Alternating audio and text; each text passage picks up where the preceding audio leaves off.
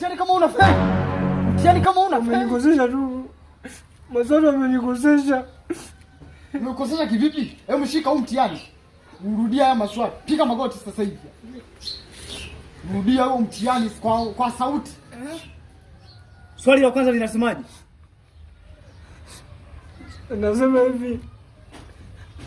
Kama saluni ya kiume kwa Kiingereza inaitwa barber shop. Soma kwa sauti. Kama saluni ya kiume kwa Kiingereza inaitwa barber shop, je, ya kike itaitwaje? Wewe ukajibuje? Mama shop. Swali la pili. Swali la pili, kama duka la vitu vya kawaida linaitwa shop, je, duka la nguo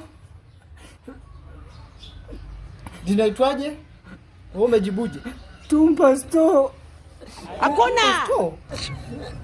Ndio. Hebu nyanyuka. Hebu naomba niambie Tumpa store ni nini? Tumpa store ni muuzaji wa nguo za kiume. Anauza nguo, viatu, lakini pia anauza cosmetics. Yaani yale wanawake wanaojipambaga, urembo wa wanawake. Perfume pale unapata perfume. Anapatikana wapi? Hiyo ukifika Nyegezi Corner unashuka chini nje ya kuja Sauti ambayo ndio yakwenda chuoni.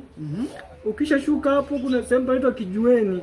Ukifika tu hapo tu Pastor unampata huko tu barabarani mkono wa kulia kama unaenda chuoni. Namba zake nazipateje? Namba zake unazo? Ndio. Nitajie namba zake. 07 69 22 13 alafu mwisho 62. Ndio hizo. Anapatikana muda wote. Kwa hiyo hata kama nikiwa natokea mjini, Posta, Nata, Buzuruga, wapi, kwa hiyo naweza nikafika tu Nyegezi Corner pap. Nashukia na njia ambayo inaelekea Sauti. Ndio. Sauti. Ndio. Nashukia Kijiweni. Ndio. Kuna sehemu inaitwa Tumpa store. Anauza nguo za kike na za kiume. Za kiume tu. Za kiume peke yake.